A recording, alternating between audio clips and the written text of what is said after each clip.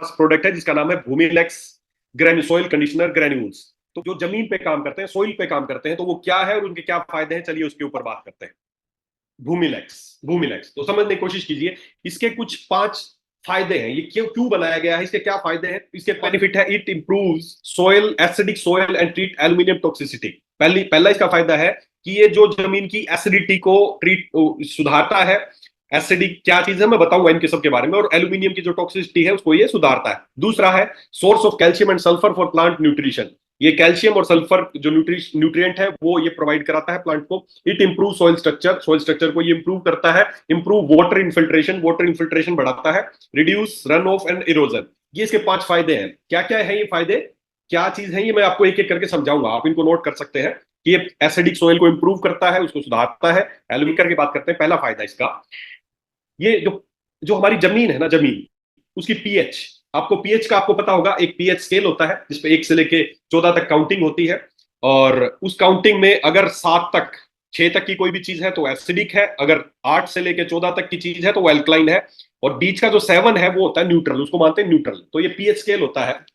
अब होता क्या है, आपकी जो जमीन है, अगर आपकी जमीन बहुत ज्यादा एसिडिक होगी तो भी आपको समस्याएं आएंगी। क्योंकि एसिडिक जमीन होने से क्या होगा, आप ये पिक्चर बड़े ध्यान से समझिए। ये हमारी जमीन है, इसमें आपने न्यूट्रिशन दिया, कोई भी चीज दी, उसमें नाइट्रोजन दिया, उसमें फास्फोरस दिया, उसमें पोटास, जो जो प्राइमरी प्राइमरी फूड है, जो प्राइमरी मैक्रो में भी जो प्राइमरी फूड है पौधे का, वो नाइट्रोजन, एनपीके, आपको पता है। ये एनपीके आप कितना ही अपनी जमीन में डाल दो, कितना यूरिया डाल दो, कितना डीएपी डाल दो, कुछ भी डाल दो, सब पौधे की आपने डाल दिया, सब कुछ उसके लिए डाल दिया। लेकिन अगर आपकी जमीन एसिडिक है तो होगा क्या कि आपकी जो पौधा है, अब वो पोषक तत्व तो जमीन से कैसे एब्जॉर्ब करेगा, जड़ों से एब्जॉर्ब करेगा। तो ये खास बात ये है कि जब जो आपकी जमीन है वो एसिडिक होगी तो जो न्यूट्रिएंट्स है, ये आपकी पोषक तत्व जो है वो आपकी पौधे की जड़ें एब्जॉर्ब नहीं कर पाती है। उनको एब्जॉर्ब करने के लिए उनको जो जो मीडिया चाहिए जमीन का, वो चाहिए न्यूट्रल। आपकी जमीन न्यूट्रल होगी, एसिडिक नहीं होगी और बहुत ज्यादा एल्कलाइन नहीं होगी, तो ही जो न्यूट्रिएंट्स आपकी जमीन में पड़े हैं वो आपका पौधा, अब आपकी जमीन कितनी भी अच्छी हो, उसमें बहुत सारे न्यूट्रिएंट डाल दिए, भर भर के न्यूट्रिएंट डाल दिए, लेकिन वो आपके पौधे को काम नहीं आएंगे कि जब तक आपकी जो पीएच, जब तक 7 और उसके आसपास नहीं होगी। तो ये आप देख सकते हैं, ये एक पीएच स्केल मैंने दिखाया 0 से 14 तक है। इसमें जो एनपीके है, जैसे ही आपकी जमीन न्यूट्रल पीएच आएगी, वो एसिडिक एल्कलाइन नहीं होगी, तो सारे न्यूट्रिएंट फटाफट आपका पौधा एब्जॉर्ब करने लगेगा जाएगा। तो पीएच बहुत जरूरी इंपोर्टेंट रोल प्ले करती है हमारी जमीन का, कि हमारी जमीन कैसी है। और आज हो क्या रहा है दोस्तों, जिस तरह के रासायनिक खाद और जिस तरह के केमिकल्स हम अपनी जमीन में डाल रहे हैं, हमारी जो जमीन है ना वो एसिडिक होती जा रही है। ये आप देख सकते हैं डिफरेंस, ये सब एसिडिक सोइल है। आप अपने गांव की खेत की जमीन जाके देखना, इसी तरह की चीजें आपको देखने को मिलेंगी। ये मैंने एक जमीन का किसी ने जांच कराई थी, तो उसका एक पूरा पिक्चर आपको दिखा रहा हूं कि कितनी नीचे नीचे तक, कितनी गहराई तक जमीन है वो धीरे धीरे एसिडिक होती जा रही है। ये आप देखें, 0 से 10 सेंटीमीटर तक की जो जमीन थी वो उसका पीएच थी 4.25 पीएच की चीज आप समझ गए होंगे, बहुत स्ट्रॉन्ग एसिडिक है। उसके बाद 10 से 20 सेंटीमीटर और नीचे गए तो पीएच थी 4.10, उससे नीचे और गए 20 से 30 सेंटीमीटर, पीएच थी 4.48, और 30 से 40 सेंटीमीटर तक नीचे चले गए तो उसकी पीएच थी 5। सोचो, 0 से लेकर और 50 सेंटीमीटर तक लगभग जो जमीन है वो एसिडिक हो चुकी है। और ये साल दर साल ऐसा ही होता जा रहा है, क्योंकि हम रासायनिक खादें, केमिकल और पता नहीं क्या क्या डाल रहे हैं जमीन को उपजाऊ बनाने के लिए, और उल्टा हो रहा है कि हमारी जमीन एसिडिक होती जा रही है। और जब तक जमीन एसिडिक रहेगी, तो उस एसिडिक होने से यही होगा कि आप कितने भी, चाहे उसमें नाइट्रोजन हो, फास्फोरस हो, पोटाश हो, कैल्शियम हो, मैग्नीशियम हो, कितने भी न्यूट्रिएंट हो, वो आपका पौधा एब्जॉर्ब ही नहीं करेगा। तो बहुत जरूरी है कि आपकी जो जमीन है उसकी जो पीएच है वो न्यूट्रल रहना जरूरी है। अदरवाइज आप कितना भी न्यूट्रिएंट देना, कितनी भी सारी चीजें देना, वो एब्जॉर्ब नहीं होगी। तो ये आज हमारी जमीन की हालत हो गई है। और हम में से कोई भी व्यक्ति, आप भी अपनी जमीन की पीएच जांच कर सकते हैं, कोई बड़ी बात नहीं है। आप जांच करेंगे तो भारत की ज्यादातर जो आज जमीन है वो एसिडिक हो चुकी है। और उसी का नतीजा है, कल भी हमने बात की थी कि किसान के खर्चे तो बढ़ते जा रहे हैं, लेकिन उसकी जो उत्पादन है वो धीरे धीरे कम होता जा रहा है, इसलिए किसान पे कर्जा होता जा रहा है। अब हर साल उसकी, अब वो डालता तो जा रहा है लेकिन एब्जॉर्ब पौधा नहीं कर पा रहा है। सामने खाना तो पड़ा है, मान लो मेरे सामने खाना पड़ा हो, लेकिन मेरे बीच में एक लेयर हो कि मैं उस खाने को ना खा पाऊं, तो आप अपनी जमीन में न्यूट्रिशन तो डाल रहे हैं, लेकिन आपकी जड़ें हैं, पौधे की जड़ें हैं, वो उसको ग्रहण ही नहीं कर पा रही है। तो ग्रहण नहीं करेंगी तो न्यूट्रिशन उसको मिलेगा नहीं, ग्रोथ होगी नहीं, जड़ें कमजोर हो जाएंगी। और जड़ें कमजोर रहेंगी तो ऊपर का सब कुछ कमजोर हो जाएगा, उसको प्रॉपर फ्रूट नहीं लगेंगे, उसको बाल नहीं आएंगे, उसको पत्ते नहीं आएंगे, फूल नहीं आएंगे, जो भी आप उसे यील्ड चाहते हैं वो आपको नहीं मिलेगी। तो पहली बात, हमारी जो जो जमीन है उसकी पीएच का नॉर्मल रहना जरूरी है, उसका न्यूट्रल रहना जरूरी है। और हमारा जो भूमिलेक्स जो ग्रेन्यूल्स है, इसका पहला फायदा यही है कि जो भी एसिडिक जमीन है ये उसको वापस उसकी पीएच को मेंटेन करता है, उसको न्यूट्रल करने के काम आता है। तो पहला इसका फायदा है कि जमीन की पीएच को न्यूट्रल करेगा, जिससे जो भी पोषक तत्व तो आपकी जमीन में पड़े हैं वो सारे एब्जॉर्ब होना शुरू हो जाएंगे। तो इसका पहला फायदा। दूसरा फायदा, source of calcium and sulphur for plant. Calcium और सल्फर ये दो बहुत इंपॉर्टेंट न्यूट्रिएंट्स हैं जो आपकी फसल को चाहिए, बहुत इंपॉर्टेंट न्यूट्रिएंट्स हैं। ये जब तक नहीं होंगे ना तब तक आपका पौधा, अब इसमें बात करें, मैं सल्फर की बात करूं तो सल्फर के क्या इंपॉर्टेंट रोल है समझने की कोशिश करना। It plays a role in photosynthesis. Photosynthesis आप सबको पता है, फोटोसिंथेसिस क्या होता है। कोई भी हरा प्लांट जो भी, चाहे वो किसी फसल का हो, वो सूर्य के प्रकाश में अपना जो खाना तैयार करता है, उसी से सब कुछ डेवलप होता है, उसी से सब कुछ अनाज बनता है। जो फोटोसिंथेसिस वो करता है उसमें सल्फर का बहुत इंपॉर्टेंट योगदान है। अगर पौधे को सल्फर प्रॉपर नहीं मिलेगा तो फोटोसिंथेसिस की प्रक्रिया अच्छी नहीं होगी। It is a component of many amino acid. जितने भी पौधा अमीनो एसिड्स है उसका एक इंपॉर्टेंट कंपोनेंट है ये। जितना भी प्रोटीन बनता है, जितना भी प्लांट के अंदर, वो सारा उसका एक इंपॉर्टेंट रोल प्ले करता है सल्फर। सल्फर बहुत सारे एंजाइम डेवलप करता है, वो नाइट्रोजन जो भी दालें और जो अनाज है उसमें जो नाइट्रोजन फिक्सेशन के काम करता है वो भी सल्फर करता है। तो ये बहुत जरूरी है सल्फर पौधे के लिए। और हमारा जो भूमिलेक्स, अब आप किसी के पास जाएंगे बोलेंगे सर ये 5 किलो का एक बैग है हमारा और ये आप अपनी जमीन में डालिए, आपकी फसल को बहुत फायदा होगा इससे। क्यों होगा फायदा, क्या फायदा होगा, आप किसान को समझाना पड़ेगा दोस्तों। तो उसको ये बताना, कई लोगों को फोन आते हैं सर अपने इसमें क्या है, इसे क्या मिलता है, तो वही मैं आज बता रहा हूं आपको। पहली बात, ये फायदा क्या करता है, आपकी जो जमीन है उसकी पीएच को ठीक रखता है ताकि न्यूट्रिएंट्स एब्जॉर्ब होना शुरू हो जाए, है ना। ये पॉइंट्स नोट कर लो कि ये सबसे पहले आपकी जमीन की पीएच को सुधारता है, पीएच को न्यूट्रल करता है, एसिडिक जमीन को वापस नॉर्मल करता है ताकि न्यूट्रिएंट एब्जॉर्ब हो। दूसरा, ये सल्फर प्रदान करता है। सल्फर सल्फर का बहुत इंपॉर्टेंट सोर्स है ये। और सल्फर क्या करेगा, पौधों में जो खाना बनाने की प्रक्रिया है, जिससे पौधा जिंदा रहते हैं, पौधा सब कुछ बनाते हैं, तो खाना बनाने की जो प्रक्रिया है उसके लिए बहुत जरूरी है सल्फर। तो ये उससे ये भूमिलेक्स उसको प्रोवाइड कराता है। फिर उसके बाद इसका अगला तीसरा फायदा, कैल्शियम। कैल्शियम जितना आपके लिए जरूरी है उतना ही पौधों के लिए जरूरी है। पौधे के अंदर जो स्ट्रेंथ आती है ना, पौधे का तना जो खड़ा रहता है, आपके पौधे को जो मजबूती मिलती है। कई बार आपको पता होगा, फसल है, थोड़ी सी हवा चलते ही फसल गिर जाती है, या आपके पौधे कमजोर होते हैं, फ्रूट्स जल्दी गिर जाते हैं, टहनियां जल्दी टूट जाती हैं। ये सब का कारण एक ही, क्योंकि उनको कैल्शियम प्रॉपर नहीं है। जो उसका तनाव, जो उसके अंदर कड़कनेस जो भी फसल में आती है, तो वो सारा कैल्शियम का रोल है। और कैल्शियम का बहुत रिच सोर्स है भूमिलेक्स ग्रेन्यूल्स। तो ये आपके पौधे को कैल्शियम भी देता है। उसके बाद अगला जो इंपॉर्टेंट है, it improve soil structure. Soil structure, soil structure का मतलब है कि जो आपकी जो जमीन है उसकी डेंसिटी कैसी होगी। कल हमने बात की थी कि हम हर साल क्या करते हैं, यूरिया डालते हैं, डीएपी डालते हैं, सब कुछ डालते हैं, जिससे क्या हो रहा है, नाइट्रोजन मिल रहा है, फास्फोरस मिल रहा है, पोटाश मिल रहा है, लेकिन साथ ही साथ कैरियर डंप हो रहे हैं।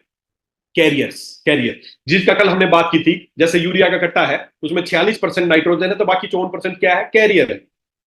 अब यूरिया आपने डाला तो नाइट्रोजन तो पौधे ने ले ली, लेकिन जो कैरियर था वो वहीं पर डंप हो गया। और ऐसे सालों साल ऐसे कैरियर डंप होके जो जमीन है ना वो धीरे धीरे बंजर होती जा रही। क्यों? क्योंकि जमीन इम्पैक्ट, उसमें मिनरल्स, कल हमने दिखाया था कि उसमें मिनरल्स बढ़ते जा रहे हैं, उसमें उसमें कैरियर डंप होते जा रहे हैं। तो जमीन की जो डेंसिटी है ना वो हार्ड होती जा रही है। अब उस हार्ड डेंसिटी की वजह से क्या हो रहा है, हमारी उत्पादन शक्ति कम हो रही है। क्यों हो रही है? क्योंकि सीधी सी बात है, कोई भी बीज आप जब आप अंकुरित करेंगे तो बीज का सबसे पहले ऊपर की चीज अंकुरित होगी या नीचे जड़ अंकुरित होंगे। आपको सबको पता है, जड़ है ना। सबसे पहले जड़, ऊपर कैसा पौधा बनेगा डिपेंड करता है उसकी जड़ कैसी है। तो जड़ों को फैलने के लिए स्पेस चाहिए। अगर आपकी जमीन बहुत ज्यादा डेंस है, उसमें स्पेस नहीं है, तो जो जड़ें हैं वो विकसित नहीं हो पाएंगी। और जब जड़ें ही विकसित नहीं होगी तो क्या उम्मीद करते हैं कि आपकी फसल जो ऊपर है वो अच्छी होगी? आपको क्या लगता है, अच्छा गेहूं आएगा, अच्छा चावल बनेगा, अच्छा जो भी XYZ जो भी आप चाहते हैं, अगर उसकी जड़ें अच्छी नहीं होंगी तो वो फसल अच्छी नहीं होने वाली, ना अच्छे फ्रूट लगने वाले हैं। दो तरह की जड़ें होती हैं, एक प्राइमरी रूट, जो सबसे पहली प्राइमरी रूट बनती है, जो सबसे जो जड़ जो नीचे जाती है, फिर उसके बाद उसकी निकलती है लेटरल रूट्स, छोटी छोटी साइड की जड़ें। अगर अगर आपकी प्राइमरी जो रूट है वो तो बन जाएगी, वो मोस्टली पनप जाती है और वो चली जाती है अगर आपकी सोइल ज्यादा हार्ड है तो भी। लेकिन जो लेटरल रूट्स है वो ज्यादा डेवलप नहीं हो पाती है अगर आपकी जमीन बहुत ज्यादा हार्ड है तो। अब लेटरल रूट्स का क्या फायदा है? पहली बात, आप खुद सोचे, एक कोई बीज है, कोई भी चीज है, उसकी एक रूट है ऐसे चली गई नीचे, खड़ा है वो, ठीक है, फसल ऊपर बन गई। अब आपको क्या लगता है, वो एक जड़ ज्यादा न्यूट्रिएंट खींच पाएगी या उसकी बहुत सारी ब्रांचेस होंगी तो ज्यादा न्यूट्रिशन खींच पाएंगी? लेटरल रूट्स बहुत जरूरी है न्यूट्रिशन देने के लिए, पौधे को न्यूट्रिशन देने के लिए। लेटरल रूट्स जितनी ज्यादा फसल की, आपकी फसल की, आप ना प्रैक्टिकल डेमो करके देखना, प्रैक्टिकल डेमो किसी भी फसल में जिसमें आप भूमिलेक्स डलवाएंगे और साथ के खेत में जिसमें भूमिलेक्स नहीं डलवाए, दोनों को जो पौधा किसी भी चीज का पौधा उसको उखाड़ के देखना, आपको स्पष्ट दिख जाएगा जहां भूमिलेक्स नहीं डाला है वहां पे लेटरल रूट ज्यादा नहीं मिलेंगी, और जिस खेत में आपने डलवाया वहां पे जड़े अच्छी खासी जड़े मिलेंगी। ये इसका सबसे इंपॉर्टेंट फायदा है। ये प्राइमरी रूट के साथ साथ जो लेटरल रूट्स है उनको डेवलप होने में सहायता करता है। कैसे सहायता करता है? जमीन को भुरभुरी बनाता है। आप प्रैक्टिकली करके देखना, हमारे जो प्रोडक्ट है भूमिलैक्स और भूमि पोषक, जब आप किसी की जमीन में डलवाओगे ना, आज जैसे जमीन में डाल दिया उसको, उसके बाद क्या करना है, अगले ही दिन 24 घंटे या 48 घंटे बाद या मैक्सिमम 72 घंटे बाद पहले भी जमीन पर नंगे पैर चल के देखना, और भूमिलैक्स डलवाने के बाद फिर नंगे पैर चल के देखना, आपको फर्क नजर आ जाएगा। आपकी जो जमीन है वो धीरे धीरे भुरभुरी नजर होने लगेगी, सॉफ्ट नजर, आपकी जमीन ऐसी लगेगी सॉफ्ट होगी, और जब ऐसी होगी तभी ज्यादा रूट डेवलप होंगी, लेटरल रूट डेवलप होंगी। तो पहला फायदा है रूट्स डेवलप होने का कि न्यूट्रिशन ज्यादा खींच पाएंगी। दूसरा है स्ट्रेंथ। अब एक सिंगल जड़ है, पौधा खड़ा है ऊपर, थोड़ी भी हवा चलेगी, थोड़ी थोड़ी बारिश होगी, आंधी होगी, पौधा गिरने का डर रहेगा। बजाय उसके कि अगर बहुत सारी लेटरल रूट साथ में रहेंगी तो उसको मजबूती मिलेगी, उसको स्ट्रेंथ मिलेगी। तो ये दो फायदे हैं। जब आपका सोइल स्ट्रक्चर इंप्रूव होता है तो आपकी जो रूट्स है वो डेवलप होंगी, प्राइमरी के साथ साथ लेटरल रूट्स डेवलप होंगी, जिससे क्या होगा, पोषण ज्यादा मिल पाएगा, और दूसरा मजबूती मिलेगी। जल्दी थोड़ी बहुत हवा में, आंधी में, बरसात में आपकी फसल गिरेगी नहीं, खराब नहीं होगी। कई बार आपने देखा होगा थोड़ी सी हवा, आंधी, तूफान आती है, सारे गेहूं की फसल सब लेट जाती है। क्यों? क्योंकि उसकी रूट्स प्रॉपर डेवलप नहीं थी, जमीन में इतनी क्षमता नहीं थी कि उसकी रूट्स को डेवलप होने दे। तो ये इसका बहुत अच्छा फायदा है, इट इंप्रूव सॉइल स्ट्रक्चर, ये इसका एक फायदा है। उसके बाद अगले फायदे की तरफ बढ़ते हैं, इंप्रूव वाटर इन्फिल्ट्रेशन, ये इसका एक अगला फायदा है, वाटर इन्फिल्ट्रेशन। जैसा अभी बात की थी, अगर देखिए 3 पिक्चर है, बिफोर एरिएशन, इमीडिएट आफ्टर, और 8 से 10 वीक बाद फॉलोइंग। ये वाटर इन्फिल्ट्रेशन, जब अब जमीन अगर भुरभुरी होगी तो क्या होगा, पानी, आपने एक तो हार्ड जमीन है उसमें आपने किसान पानी दे रहा है, अब वो पानी की जो इन्फिल्ट्रेशन है वो बहुत कम होगी। लेकिन जैसे ही जमीन भुरभुरी होगी तो वाटर की इन्फिल्ट्रेशन ज्यादा होगी। आप इसमें देख सकते हैं बीच में, जैसे ही आपने ये जो जमीन थी इसमें अभी आप इन्फिल्ट्रेशन प्रॉपर नहीं, तो उसके रूट्स हैं वो केवल ऊपर ऊपर डेवलप हो रही है, नीचे तक नहीं जा रही है, नीचे हार्ड हार्ड जमीन है। दूसरे में आप देख सकते हैं वाटर इन्फिल्ट्रेशन हुई, पानी अंदर गया, और उसके बाद 8 से 10 वीक बाद ही आपको फर्क दिख गया कि उसकी रूट्स कितनी बढ़ गई है। और नीचे जितनी रूट डेवलप होगी उतना ऊपर फसल उतनी ही अच्छी डेवलप होगी, उतनी ही मजबूत फसल होगी, उतनी ज्यादा आप फर्क देख सकते हैं दोनों पिक्चर्स में। जैसे ही वाटर इन्फिल्ट्रेशन बढ़ा तो जमीन की जड़ें बढ़ गई और उसके ऊपर की ग्रोथ भी बढ़ गई। तो ये इसका एक फायदा है, इट इंप्रूव वाटर इन्फिल्ट्रेशन। उसके बाद आखिरी इसका फायदा है, helps reduce run of and erosion. ये आपकी जो जमीन, कई बार आपने देखा होगा इस तरह की, जब भी बारिश आती है तो आपकी जमीन की जो ऊपर की लेयर है वो कटाव होके बह जाती है, और उसके जो भी माइक्रो न्यूट्रिएंट्स और न्यूट्रिएंट्स जो जमीन में है वो चले जाते हैं। आपकी फसल को, आपकी जमीन को खराब होने का एक बहुत बड़ा ये कारण है, ये रन ऑफ एंड इरोजन इसको बोलते हैं। तो जब आप भूमिलेक्स आपकी जमीन में डालेंगे या भूमि पोषक डालेंगे, तो ये दोनों डालने से क्या होगा, आपकी जो जमीन है ना वो इंपैक्ट रहेगी, वो आपस में उसका इसकी सॉइल स्ट्रक्चर ऐसा रहेगा कि वो जल्दी सी बारिश में रन ऑफ नहीं होगी, इरोजन नहीं होगा, जिससे आपकी जो जमीन है उसके न्यूट्रिएंट्स नहीं जाएंगे और आपकी जो कटाव है इस तरह के नहीं होंगे। तो ये इंपॉर्टेंट 5 फायदे होते हैं जो आपको भूमिलेक्स ग्रेन्यूल्स और भूमि पोषक इन दोनों से मिलते हैं। तो ये भूमिलेक्स ग्रेन्यूल्स है, इसका नाम ही है सोइल कंडीशनर ग्रेन्यूल। सोइल की कंडीशनिंग करता है, सोइल को अच्छा करता है, जमीन को तैयार करता है फसल के लिए। तो 5 फायदे हैं। पहला फायदा मैं फिर से आपको रिपीट कर दूं, पहला फायदा ये आपकी पीएच को सुधारता है। पीएच सुधरने के क्या फायदे हैं आपको समझ में आ गया होगा। अगर आपकी जमीन एसिडिक है तो जमीन में कितने भी न्यूट्रिएंट्स पड़े हैं वो एब्जॉर्ब नहीं होंगे, तो पीएच सुधरना बहुत जरूरी है। तो पहली बात, ये जमीन जो आज हमारे भारत में ज्यादातर जो जमीन है वो एसिडिक हो गई है, तो ये एसिडिक जमीन को ये न्यूट्रल करने का काम करता है, पहला फायदा। दूसरा फायदा है कि ये जो सल्फर और कैल्शियम उसको बहुत ज्यादा, उसकी जो पौधे को रिक्वायरमेंट होती है, तो बहुत इंपॉर्टेंट न्यूट्रिएंट्स है जो जमीन से पौधा खींचता है, तो सल्फर और कैल्शियम वो ये प्रोवाइड कराता है। उसके बाद क्या करता है, ये आपके सोइल स्ट्रक्चर को इंप्रूव करता है ताकि ज्यादा ज्यादा रूट्स बने, ज्यादा ज्यादा लेटरल रूट्स बने। उसके बाद ये क्या करता है, वाटर इन्फिल्ट्रेशन को बढ़ाता है, पानी ज्यादा गहराई में जाएगा, ज्यादा जड़ें चलेंगी, पौधे को ज्यादा न्यूट्रिएंट्स मिलेगा।